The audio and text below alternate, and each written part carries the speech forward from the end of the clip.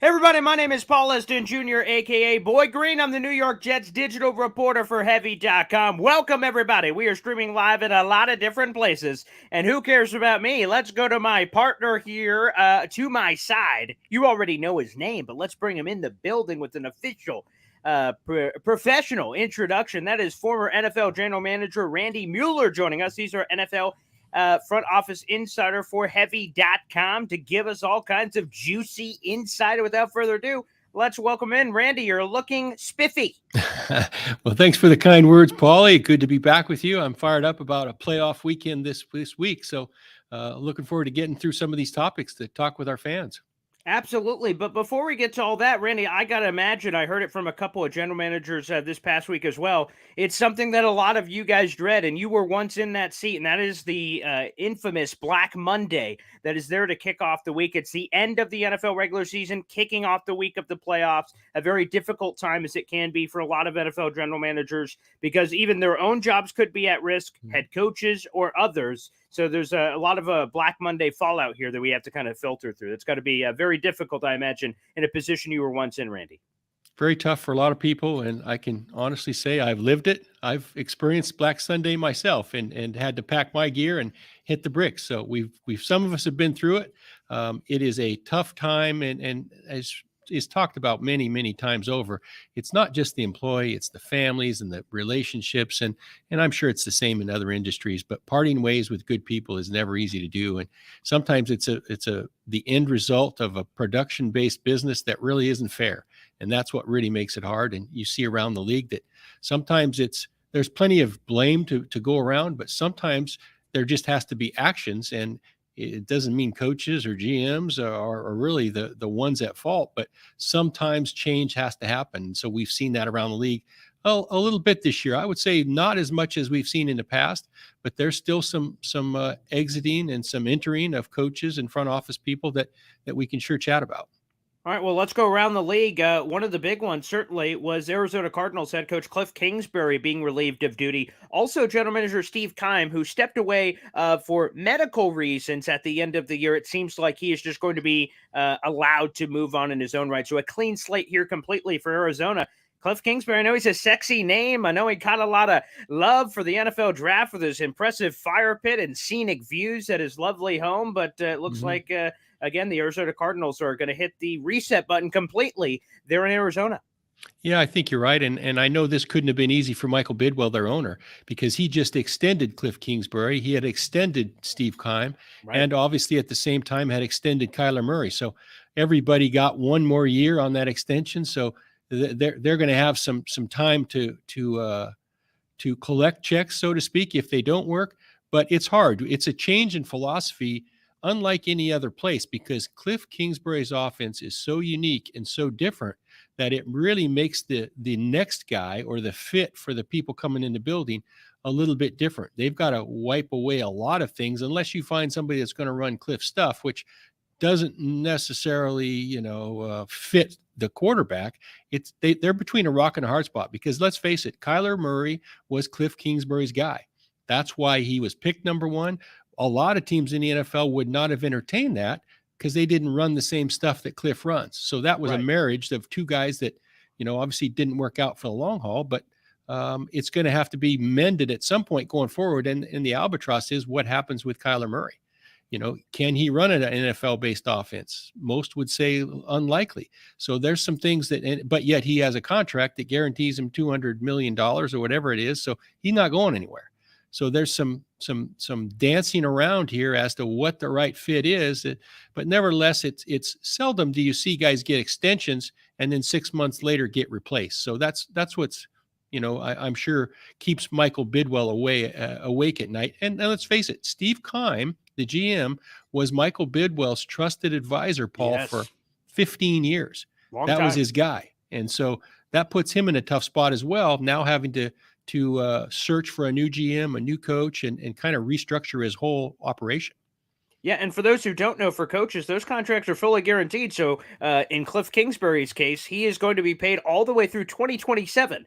I know we just had the new year. It's 2023. So if Yep. he wanted, as you just kind of hinted at there, he could simply, quote unquote, collect checks. But Randy, I imagine you and all the head coaches, with all due respect, have a little crazy in you. You're not the Yeah. normal employee where, okay, I'm off for a little bit. I'll just keep collecting a check. Football people love football. So naturally, it seems like a lot of these guys want to jump right back into the mix. And as I mentioned, Cliff Kingsbury is a very sexy name. Do you think there's any chance he gets another chance immediately here in 2023? Or again, there is always the option, just kick back and wait, as some other coaches have decided to do in the past? Well, I think there's a couple things. One, maybe a coordinator somewhere. I think there's always that chance. Although his system was kind of proven to have not a second pitch, not a finishing pitch. The last month or two of the seasons, the Cardinals have faded. I don't know that that's all Cliff's fault, but I do think that's a possibility of him going somewhere as a coordinator. And then there's some college stuff that's out there as well. You could probably do a lot worse finding a college head coach. And I know he struggled a little bit at Texas Tech, but the offense is explosive. There's no second guessing that. It is what it is. So that will probably be sought after by somebody. The other thing is Cliff could obviously take a quarterback coaching job too. We all know he played quarterback for Bill Belichick, and I think Bill Belichick's going to have a couple offensive jobs available as well. So, in a restructure, you never know if those dots could be connected.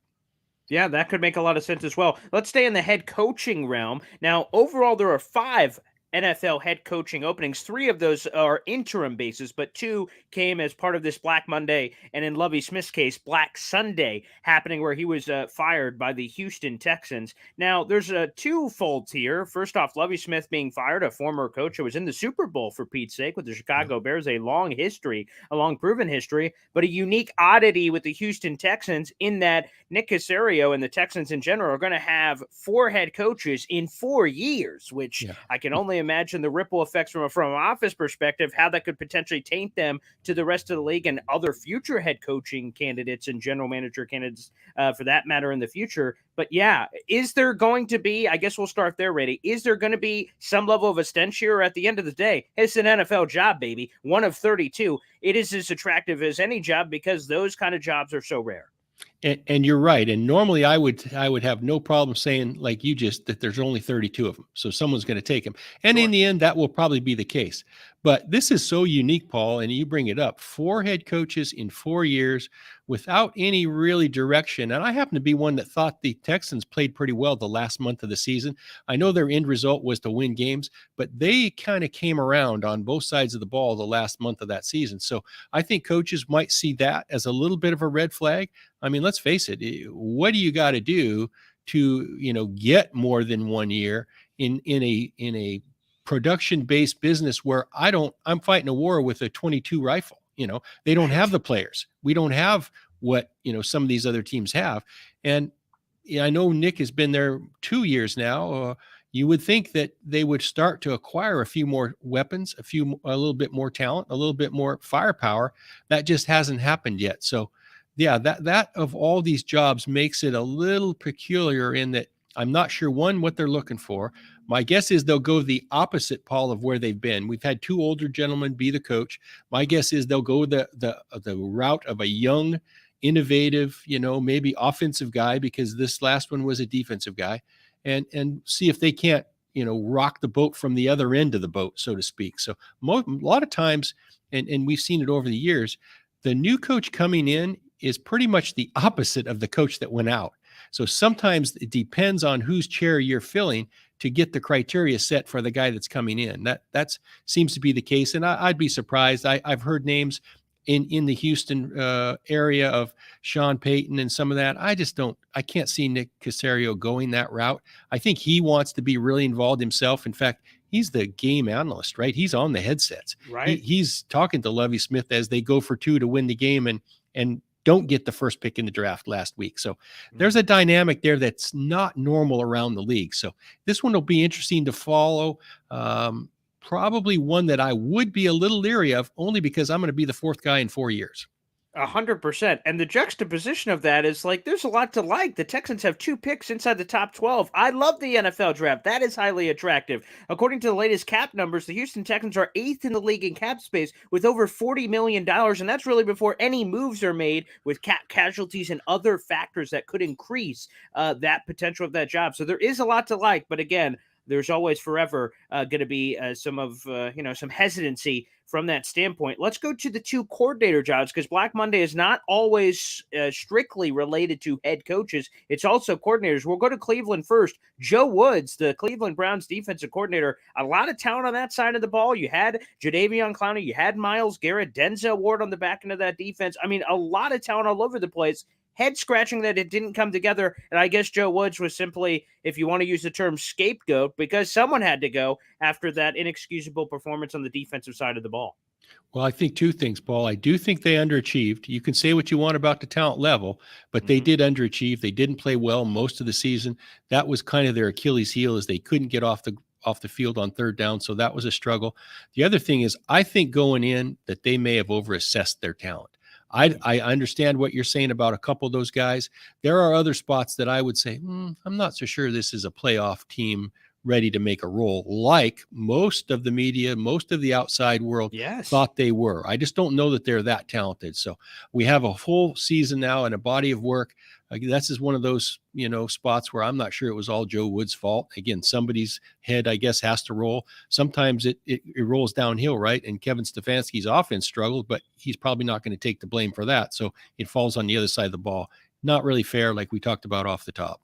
I will say though that some of the early names that have come out as potential replacements are very sexy. Randy Brian Flores, of course, former Miami Dolphins head coach. He has been with the Pittsburgh Steelers organization, and then I don't want to quite use the term legendary because I think that gets thrown around too much, but Jim Schwartz has a very impressive long history, a long resume of very highly successful defenses. And again, the Browns will have Deshaun Watson fully back for the full season. No suspension will be upcoming in 2023. So there is actually a lot to like there. I know, unfortunate for Joe Woods, but looking from the positive side, there seems to be some very successful and impressive and intriguing candidates potentially there in Cleveland.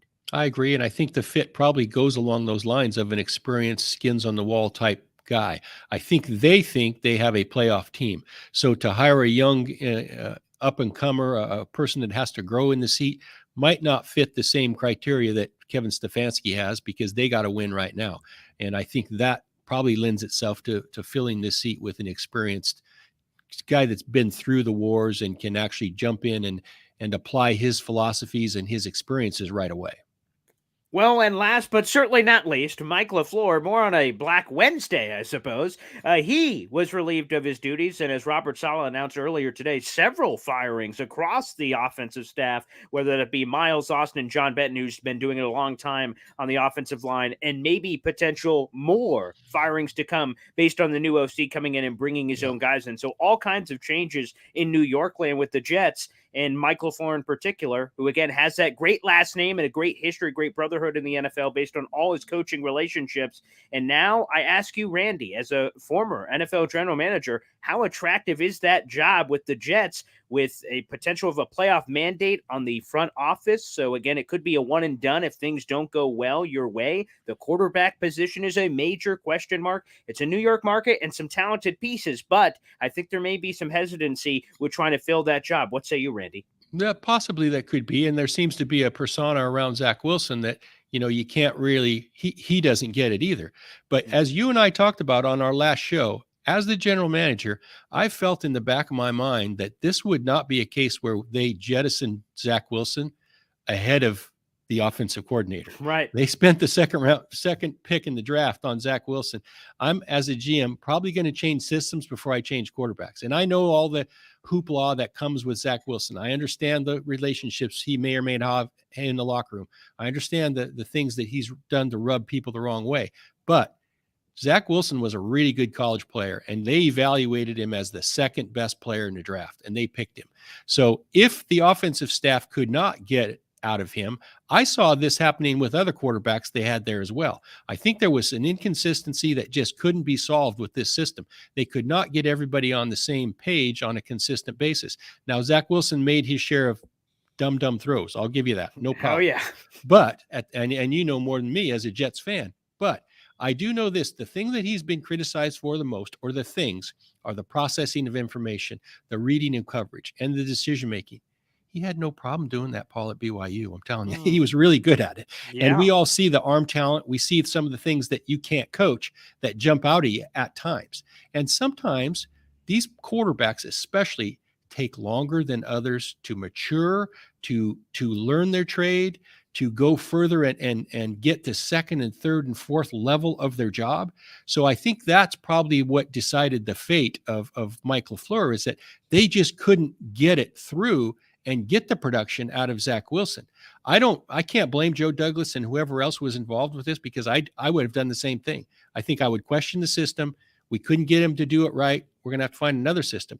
This is the one spot, and not to prolong my answer, but Yeah. I think you and I talked about this, and I'm not normally for this, but the success he had at BYU, to duplicate it, you might want to dip into some of the other parties that were involved in that success that he had at BYU. He had a coordinator there, Jeff Grimes, who's now the OC at Baylor, and they were really good at BYU, and I loved the system when I watched Zach Wilson. That's one that I would definitely consider a guy like him. Now, I'm not saying hire him, but you have to consider making Zach Wilson very comfortable. And why not have him comfortable doing stuff that he's had success doing before we decide to send him down the road? I don't know that this would be a marriage, what I'm suggesting, but it's definitely a door that I would open and investigate. Let's get one more quick flavor on this, Randy, and it's this. There has been some speculation that owner Woody Johnson, of course, the Jets owner Woody Johnson, meddled here with some of the coaching personnel decisions, because Saleh last week was singing a tune that he wanted LaFleur back, and now, well, a week and a half later, he is fired. How do you feel as a former general manager about ownership potentially meddling? Of course, I guess they own the team, but a lot of people have told owners and suggest owners they should probably stay in their lane and let football people make football decisions. What's your opinion on that? I don't think it's meddling. I'll be honest with you. I think he gets his information from Joe Douglas, and in most cases, that is the owner's right-hand man and confidant is the GM, and they are structured the same way. So I don't think that the owner came in and said, this is what we're going to do as a mandate. I think this is there are more people questioning what they were doing offensively than just Woody Johnson. That's my point. So I don't think it's a bad thing. I know Woody Johnson. In fact, I've interviewed for the Jets GM job about a few years back. I think he's an excellent owner. I think the opposite. I don't think he meddles, and I think he wants information from his top decision makers and isn't going to go against that for the most part. It is their ball. It is their team. They can do whatever they want, but that's a matter of managing and giving the correct information to help formulate the ideas of an owner who wants to be involved. And let's face it, these owners, in most cases, they've been successful doing something. So I would want a little input from them, to be honest with you. That makes sense, and very tasty, Randy. We'll have to dive that into a deeper episode at another time, perhaps. That sounds fascinating. Fly on that wall, potentially, for those conversations. Let's go back to the overall NFL head coaching openings. Again, there are 5 currently right now. We will see if any more open up over the Super Wild Card weekend. We have the Denver Broncos, the Indianapolis Colts, the Carolina Panthers, the Arizona Cardinals, and the Houston Texans. Just off the top, are there any great, quote-unquote, on-paper fits where it would just make a lot of sense? You see the team, you see kind of what they've been lacking or what they were missing that resulted in a firing in the first place, and you just see a coach and go, wow, that is a perfect fit without even having to think much about it. Well, the spot I like best as a landing spot for somebody is the Carolina Panthers. I think they've done a decent job in acquiring big defensive linemen, big offensive linemen. This is a pretty good team, as evidenced by what Steve Wilks got out of them the last half of the season. I thought Steve Wilks did a really good job. Probably should get some serious consideration to keep that job full time. They have an in-seat GM in Scott Fitter, who's very accustomed to working with and getting along with whoever the coach is. I also think Dave Tepper gets a bad rap too, because you want to talk about meddling. Everybody thinks he's in the middle of everything. What's wrong with an owner that wants to win? What's wrong with an owner that wants to push? What's wrong with an owner that makes you accountable as a GM and you accountable as a head coach? Most of the time, they're going to develop their own ideas from what you tell them, because they don't necessarily understand the idiosyncrasies of the football game. So you've got to prove that you know what you're talking about too. Paul Allen used to tell me, God bless him, years ago as the owner of the Seahawks, he used to tell me, Randy, I don't care what you tell me. It just needs to be what you say it's going to be. Mm. So I'm never going to tell you what to say. It just needs to be what you say, if that makes any sense. 100%. That makes a lot of sense. And let's get one more. This is one of the teams we haven't really touched on yet, and that is the Indianapolis Colts, who again seem to be, according to NFL people I was talking to before the season, they were like, "Oh yeah, this team, Matt Ryan, they're a Super Bowl contender. Look at that offensive line. Look at the running game." And well, quite frankly, now they're picking the top 5 of the 2023 NFL draft. So obviously something didn't click there. How do you feel about the attractiveness of this job, and who is the right fit for Jim Irsay? Because he went completely outside the box with the Jeff Saturday hire, and I'm sure they want to try to get this thing back on the right track. Yeah, I think it's an interesting spot, and you bring up the Jim Irsay factor. We all know and love Jim Irsay for what he is, but he is out there, and he will do some what's the word I'm looking for? Unorthodox things, as like you said, with Jeff Saturday. So correct. I think the biggest thing they have going for them is the GM, and I think that in particular gives the coach some buffer with the owner, and I think that is big. I think this team probably needs to reconfigure how their criteria is set for evaluating players. I don't think it was the talented team that some thought it was. They have had some errors, in my opinion, in some team building things. I think they have the right people there to do it. This is a place where I would probably consider an independent eye, and maybe that's why Jim Irsay had Jeff Saturday looking at practice tape before he even made the Frank Reich move, because there was something that wasn't connecting. Either the players that they were bringing in weren't connecting with the system, or the players that they were bringing in just weren't as good as they thought they were. So there's some disconnect there. I think it could be a good job. I think Chris Ballard as the GM is a plus. I think he's got good people in place around him. Like I said, they might need an independent eye to kind of rethink a few things. And I used to do this all the time, Paul, not to get a sidetrack, but I used to bring in an independent eye to help me assess even our own team, because I wanted it to be a non-agenda generated, of course, idea and formulated. And that does that. I don't see a lot of teams do that these days because they're always afraid that they're, not going to like what the person tells them. I don't want to be the smartest guy in the room, which is easy for me to say and do.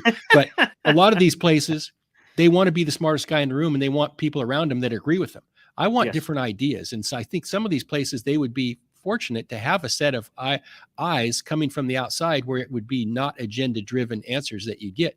I think Indianapolis is one of those places. I think it's a good job. I think they're all good jobs. Like I said, I don't think this is a terrible job. I think for me, the fit becomes almost singular in that I think Jim Harbaugh is the right guy for this job. Jim Harbaugh is on the Ring of Honor in Indianapolis right now as a player.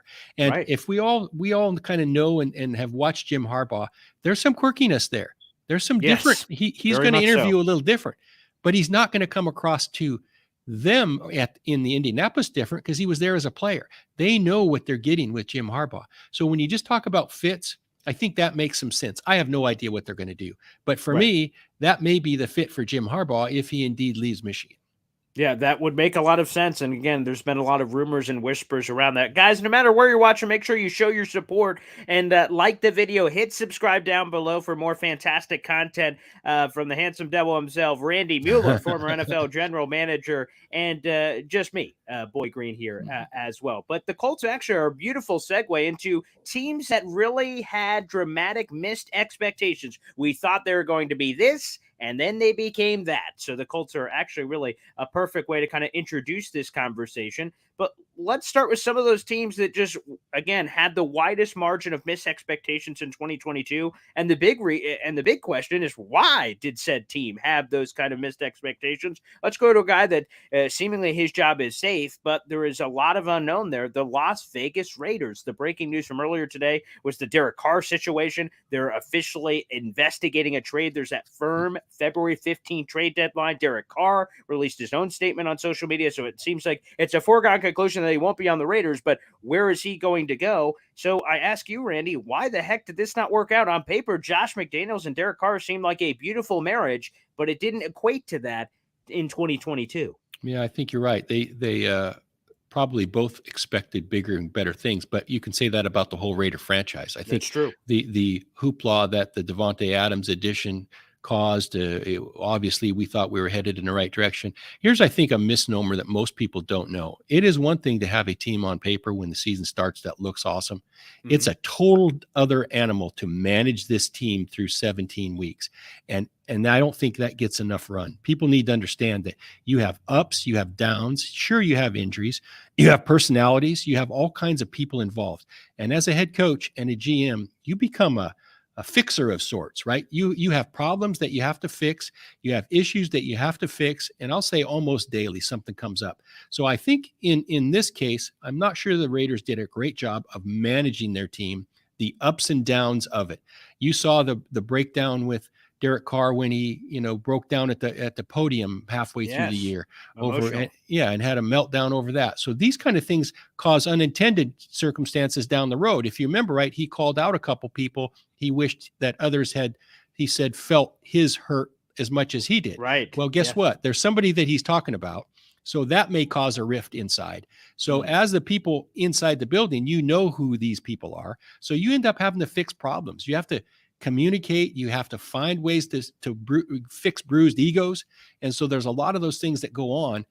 I don't know if Josh really did a bad job of it. It's new to him. He had not been a head coach for 10 years. And my thought is he probably needed a year to kind of realize what else goes into coaching. It's just not about calling plays. So there's a lot of things involved with managing these teams. The other thing is, to get back to the Derek Carr part, you mentioned the deadline that is there with regard to his contract. He also has a no trade clause in his contract as well. Yes. I don't think there's any way that Derek Carr gets traded somewhere. If I'm Derek Carr, I know I'm going to get the money. It's just a matter of where I get it. Why would I sign off on going somewhere else and my new employer then has to give draft picks away to get me? I might go somewhere else, send a 4th round pick with me, and I'll agree with it. I don't want my next employer to be fleeced in this deal, because that's 2 or 3 chips that we can't use to build the team where I'm going to.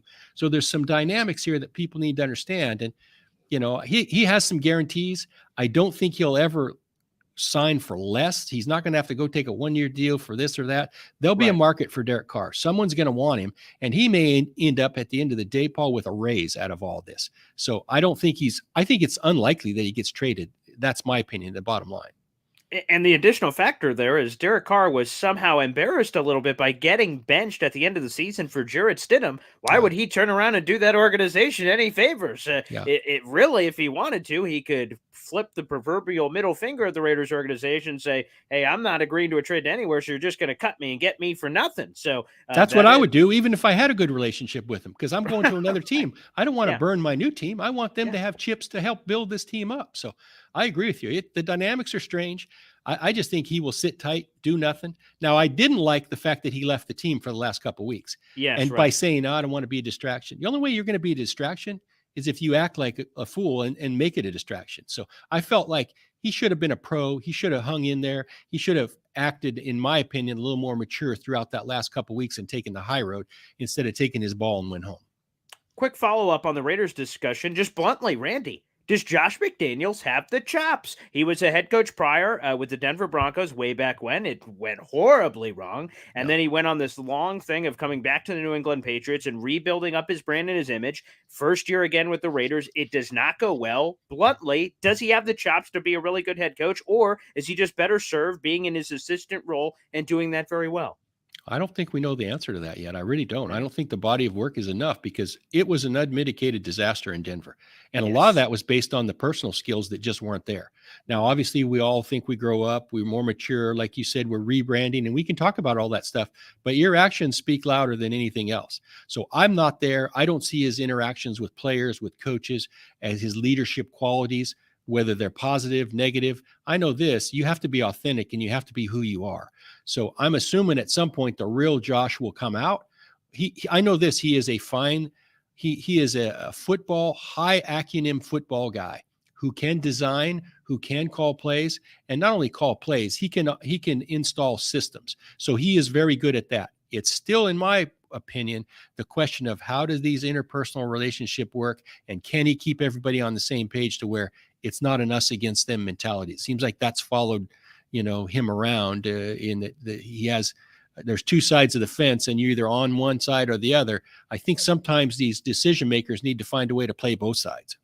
All right, let's go to the Tampa Bay Buccaneers. So they missed expectations. They went 8-9. If I would have told you that before the year, incredibly disappointing. They're hosting a playoff game on Super Wildcard Weekend because the NFC South is one of the worst divisions we've ever seen before. So, Randy, if you were in charge, what would be one of the first moves you make to try to put this Buccaneers team back on the right track? They just won a Super Bowl a handful of years ago, but a lot of unknown heading into the offseason, especially with Tom Brady being an unrestricted free agent.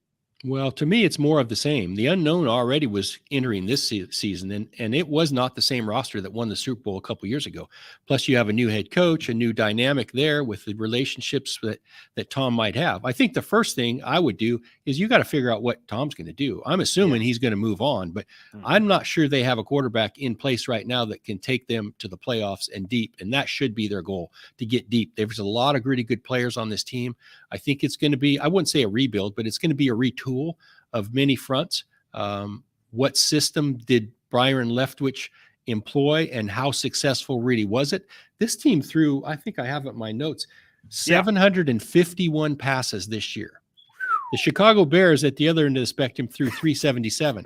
So we need to have another season, and Chicago is going to catch up to the pass attempts that Tom Brady had.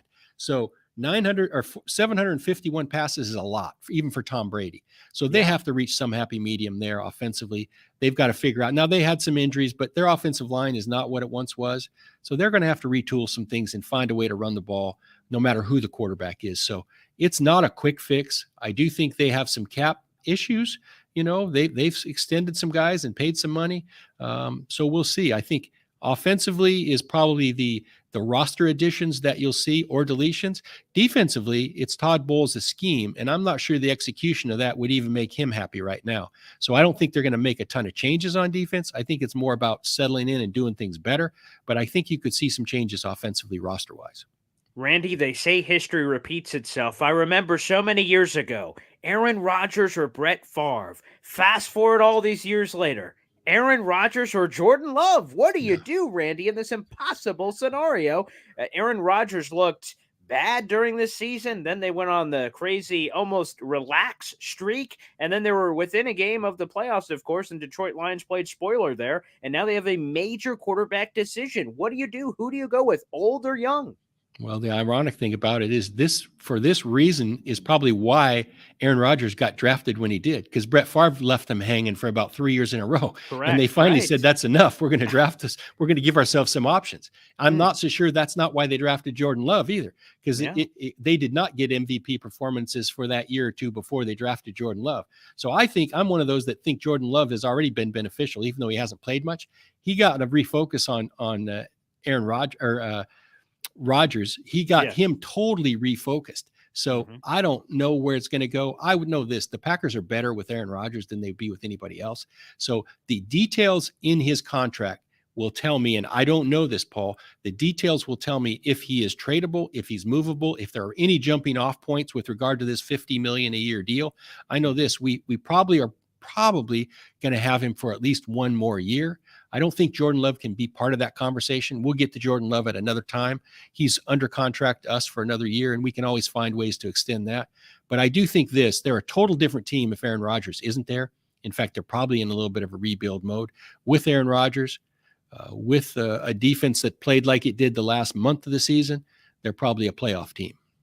All right, let's go to another team in the NFC who once coined the phrase F them picks. That was, of course, the Los Angeles Rams, who won the Super Bowl. That was still within the calendar year of 2022. And now, all of a sudden, they look like one of the most, teams with all kinds of questions about their future. Sean McVay said he's going to still decide his future and allowed every member of his coaching staff to go seek other opportunities if they want it, which seems like a cough, cough, hint, hint, I'm out of here. So you guys better get a job while the job is hot.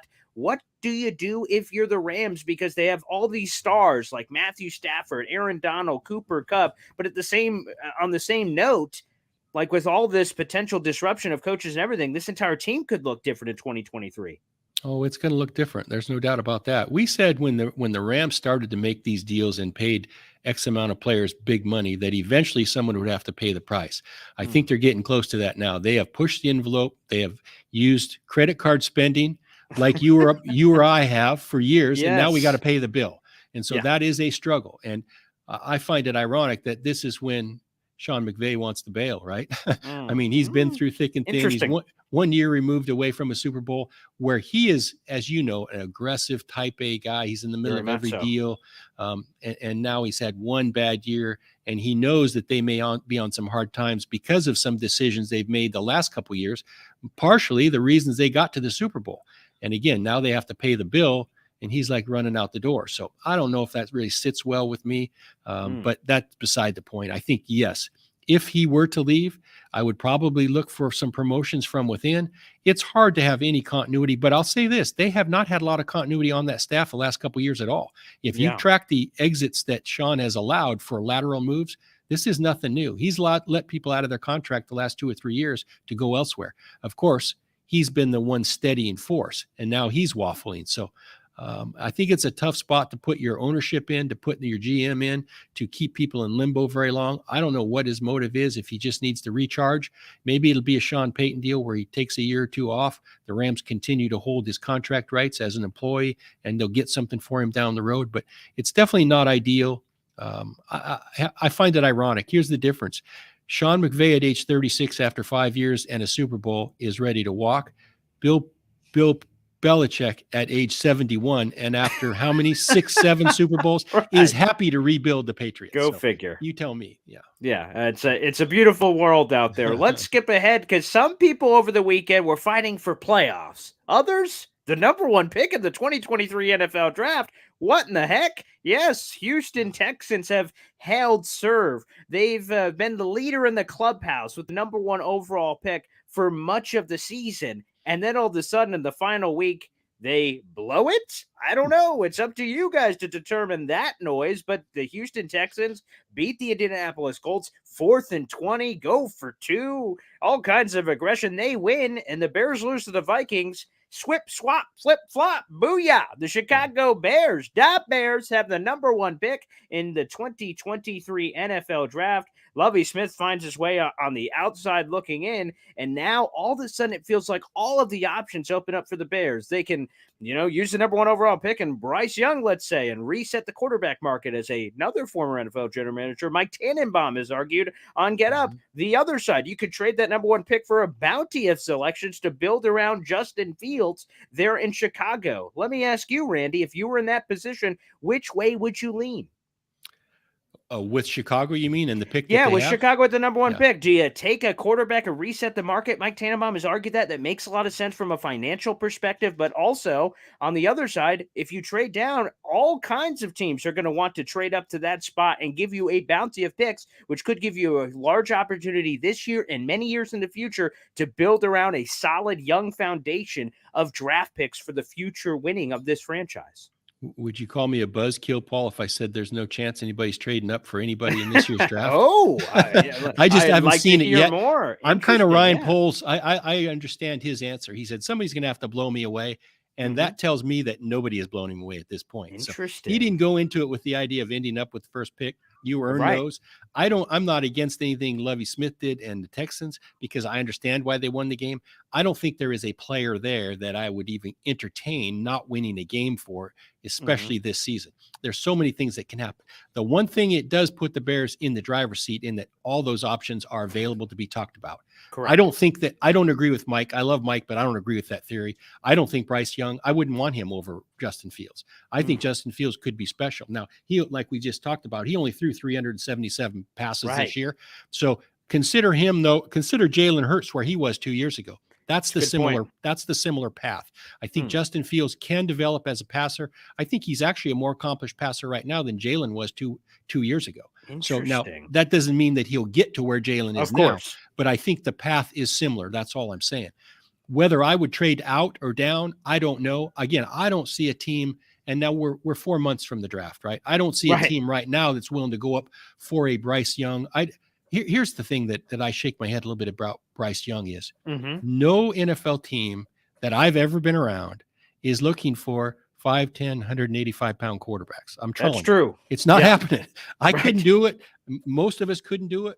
Cliff did it with Kyler Murray, but I guarantee you 30 of the other teams probably would not have done that, just because it is a long grind season and these guys are small and it is a big man's game. There are very few Drew Breeses and Russell Wilsons, but guess what? Drew Brees was a second-round pick. Russell Wilson was a third-round pick. Why?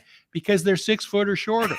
So there's just a lot of dynamics there. And again, this is not the old man telling you to get off the yard. I'm not preaching that. I'm just saying you've got to value what you have as a franchise, and the Bears do have a valuable spot here. If they can maneuver it around to get more picks, I'm all for it. I don't know that Bryce Young is going to be the answer to anybody coming up. Maybe we'll find out that somebody else will be, and somebody might come up, but you got to be careful if you're the Bears too, because you don't want to drop out of real players either. 100%. Again, that's the fine line. Most GMs say there's insert amount of blue chip players in a draft basis. 100%. If you trade back too far, you miss out on that. And then at the end of the day, what do you want? Do you want a couple of average Joes, or do you want a potential blue chip superstar that can change the complete direction of your franchise? It's a very astute observation there, Mr. Mueller. And I have to ask you this, the Lovie Smith angle. It seems like we may never hear the truth of this story, but it sure sounds like with the aggression of Lovie Smith in the game that perhaps that ownership or general managership, whichever the case, came to and said, hey, you know what? We know the stakes. If we lose this game, we're guaranteed to have the number 1 pick. And it almost seems like Lovie Smith, as we kind of talked about earlier in a different sense, threw up the proverbial middle finger and said, we're going to go win this game. I'm a football coach. I'm going to win this football game. I'm going to do everything in my power to do so. First off, have you ever been in a position or heard a story about that same kind of thing where a general manager would approach a head coach and say, hey, I don't know, not to say it as directly as we saw with the tampering situation and tanking allegations with the Miami Dolphins a couple years ago, but it would just better serve us to play the young guys on the roster and try to do anything your way to kind of smooth it out and try to lose this game, but also not without overtly tanking. Have you ever been in one of those situations before, Randy? I have not. I think, and this, people might think I'm crazy, but I think it's crazy to think about things that way. I don't think there's a player worth tanking for. How's the tanking for Tua deal going in Miami right now? Good point. That was brought up for a year. It seemed like, we're going to tank for this, tank for that. It's not the same. It's not the same as you do in basketball, and they've even eliminated in basketball. Total different game, total different deal. Teams aren't that far along in the process yet. There's a lot of water to go under the bridge before you even know who you're going to pick still at this point. And here's the interesting thing, and we talked about it, but Lovie is on his headset is Nick Caserio. He sits upstairs. He's the game management guy. So I wonder if they had this conversation on the headset during the game before they went for 2, because they knew what it would do. Right. I'll be honest with you. It's not that, I don't really know how to say it. It didn't really matter to me if they ended up 1 or 2. I think they're going to get a really good player. There's been a ton of good players picked at 6, probably better than 1 or 2, to be honest with you. So it sounds good to fans to get the number 1 pick, and then you can do all these kind of things. You have options. I'll give you that. You do have some options, but I would like to win the game. And Lovie probably never thought he was going to get fired. So that was the culmination, I think, in his mind, and I would say a lot of football people too, of a month of pretty good football that the Texans played.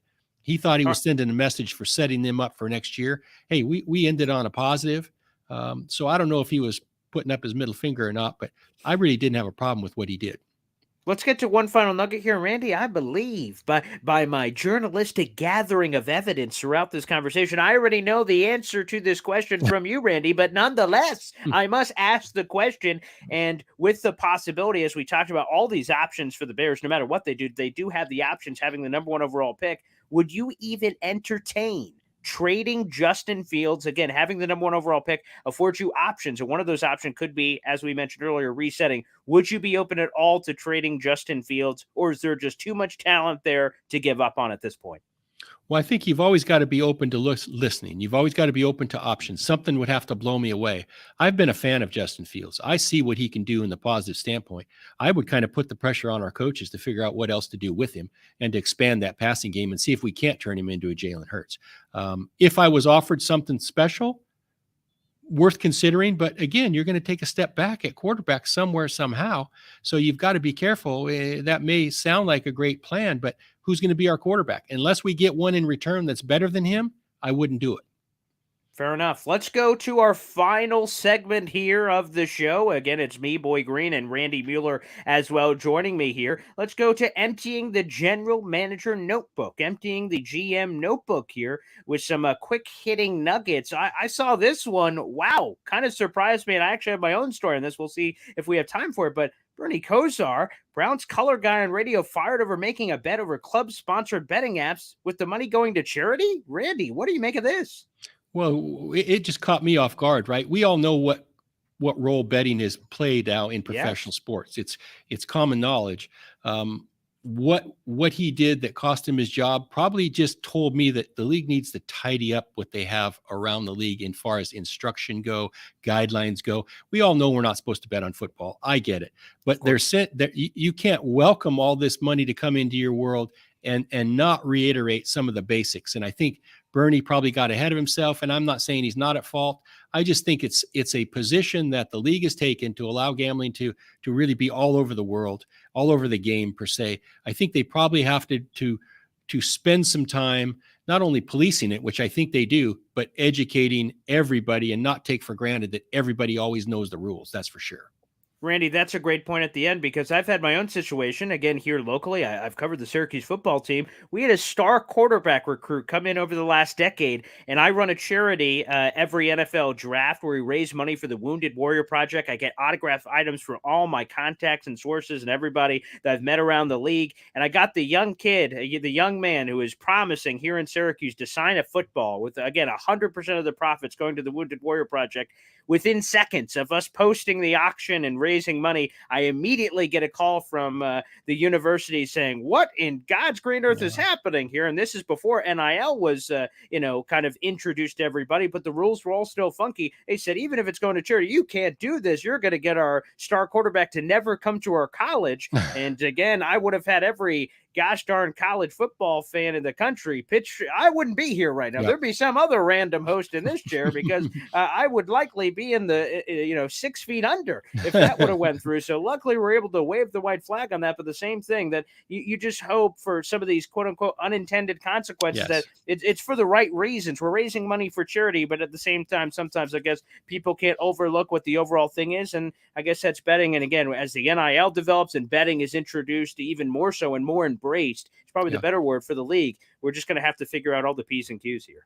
Well, it's here to stay. I think that the revenue that it brings we're not going to turn our back on that, whether it's collegiately or professionally. So things are going to be there. I just think we need to find a better way to police it, to acknowledge it, to get people to understand it, and maybe just reemphasize some of the things. I mean, for Bernie Kosar, who is a legend in Cleveland, who actually, I think the bet was for $19,000, which is his jersey number. That's exactly why he did it. For him to be tossed out, I get it. You can't bet on your own team, but there needs to be some parameters reemphasized. That's all I'm saying. 100%. I think that's really important. Let's get to what has been one of the most emotional and dramatic games, and in terms of all the ramifications of it, was that Buffalo Bills Cincinnati Bengals game. It was promoted as the game of the year. It was, by the way, the combined wins between the Buffalo Bills and the Cincinnati Bengals at that time was the highest win total in Monday Night Football history between two teams that late in a season. Again, this was supposed to be primo. And unfortunately, in the middle of the first quarter, with 6 and 5 minutes and change remaining in the first quarter, the game, of course, was temporarily suspended and ultimately canceled because of the Damar Hamlin incredible, the Damar Hamlin tragic situation. Now, thankfully, he has left the Cincinnati hospital. He's in Buffalo now getting checked on, and everything looks good from that standpoint. But I think there's a lot of logistics people don't realize, and the ramifications of what a canceled NFL game does for both sides, including the Bills and the Bengals here, Randy. Yeah, and you mentioned unintended consequences. There was a bunch of them with regard to this. We saw the playoff home field get restructured. We saw a lot of little details, things that are starting to come out now. And like you say, the main story is that Damar is doing well and that he's at home with his family now. that is the biggest answer to all of these issues. But it did present some issues. And I think of it from a GM standpoint of there's some incentives. There's a lot of contract clauses Right. that now go away that you're going to have to deal with evaluating and really just completely change the way you view some of these salary cap issues. Players have playtime percentage. They have catches. They have all kinds of active 16 games, active 17 games, playing 51% and it might pay a guy $1 million.